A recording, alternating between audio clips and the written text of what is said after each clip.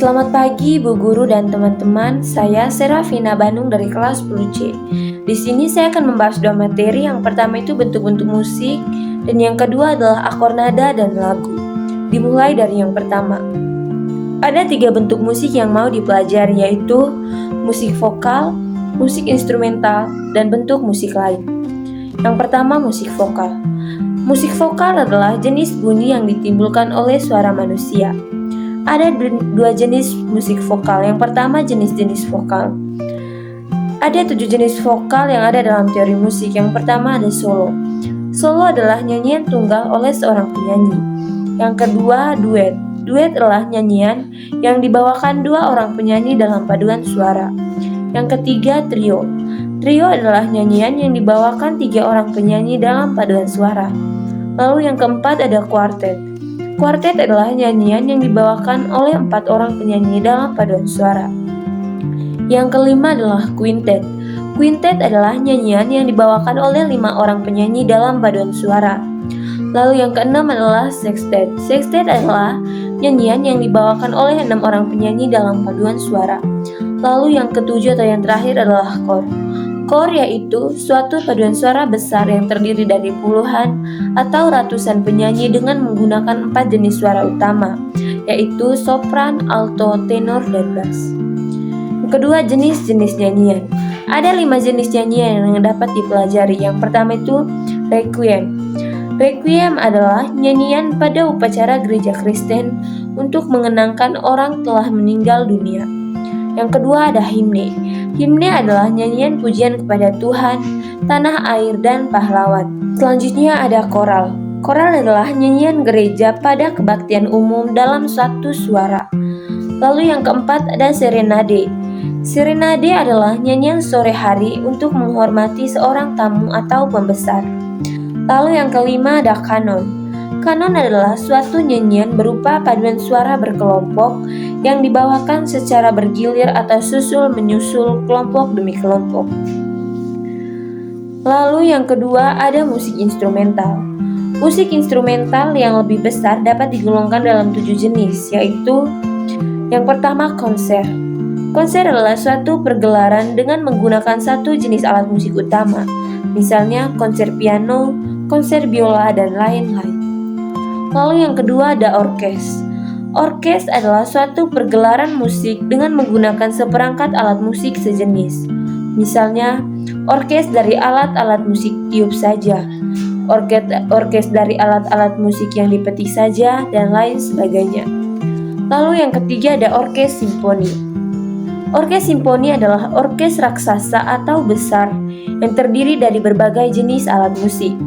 Orkes simfoni terbagi dalam seksi-seksi dan tiap-tiap seksi terdiri dari alat-alat musik sejenis yang terbagi menurut jenis suara. Yang keempat ada orkes fanfare. Orkes fanfare adalah orkes yang dalam pergelarannya hanya menggunakan alat musik tiup yang terbuat dari logam.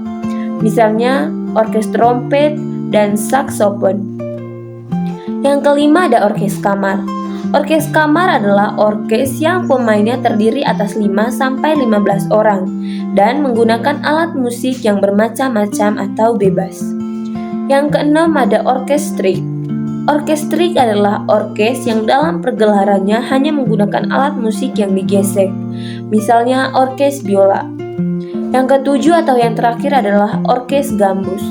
Orkes gambus adalah orkes yang menggunakan alat musik gambus sebagai alat musik utamanya.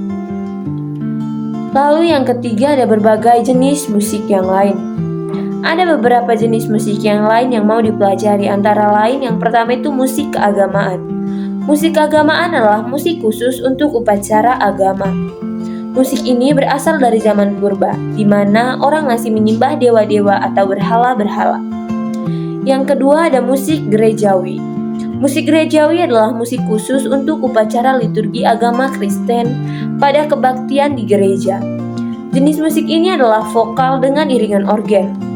Jenis ini dimaksudkan sebagai pemujaan kepada Tuhan. Lalu yang ketiga ada musik klasik. Musik klasik adalah musik yang berasal dari kebudayaan tertentu, dengan mutu seni yang tinggi dan banyak digemari dalam dunia musik. Musik klasik dapat dipertahankan sepanjang masa dan dihargai sebagai standar musik dari suatu bangsa. Lalu yang keempat ada musik nasional. Musik nasional adalah musik yang bersifat kebangsaan. Syair-syairnya biasanya lahir dari masa-masa perjuangan. Musik ini banyak bertema tentang pemujaan kepada tanah air dan bangsa. Yang kelima ada opera. Opera adalah suatu pementasan sandiwara yang dilakonkan dengan musik vokal atau sandiwara dengan nyanyian dan musik.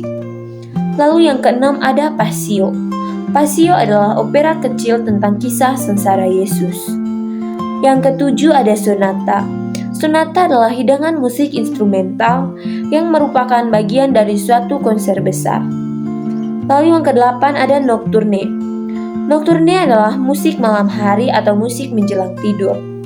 Yang kesembilan ada preludium. Preludium adalah bagian pembuka dari suatu karya musik besar. Lalu yang ke-10 ada postludium. Postludium adalah bagian penutup dari suatu karya musik besar. Selanjutnya kita akan membahas tentang akor, nada, dan lagu. Akor adalah suatu susunan nada yang terdiri dari 3 buah nada atau lebih, yang dimainkan atau dibunyikan secara bersama atau serempak. Dengan kata lain, akor merupakan kumpulan 3 nada atau lebih yang jika dimainkan secara bersamaan akan terdengar harmonis. Contoh alat musik yang bisa memainkan akor adalah gitar, organ atau keyboard, angklung, kolintang, dan sebagainya. Teknik membunyikan akor-akor ini tetap mengikuti aturan musik yang sudah berlaku dengan memperhatikan susunan nada-nada yang ditetapkan. Teknik penyusunan akor ini akan dijelaskan pada pembahasan selanjutnya. Nah, tingkat akor trinada atau 3 nada.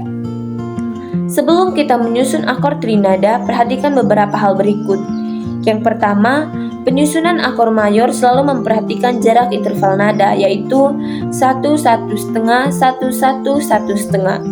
Yang kedua, penyusunan akor kali ini lebih memprioritaskan pada tangga nada C mayor atau natural atau kunci C.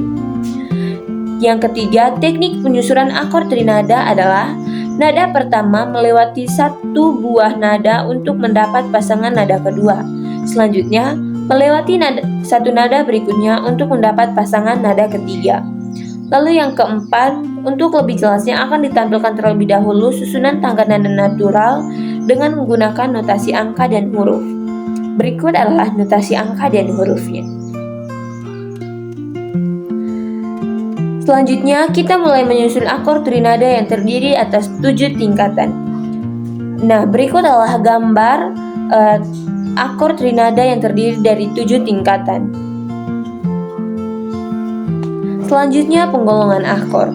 Dalam penggunaannya, akor dikelompokkan dalam 2 bagian, yaitu akor pokok atau mayor dan akor tambahan yaitu minor.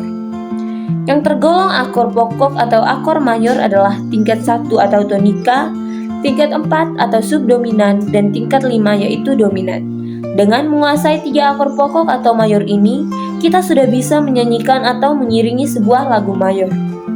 Yang tergolong akor tambahan atau minor adalah tingkat 2, 3, 6, dan 7.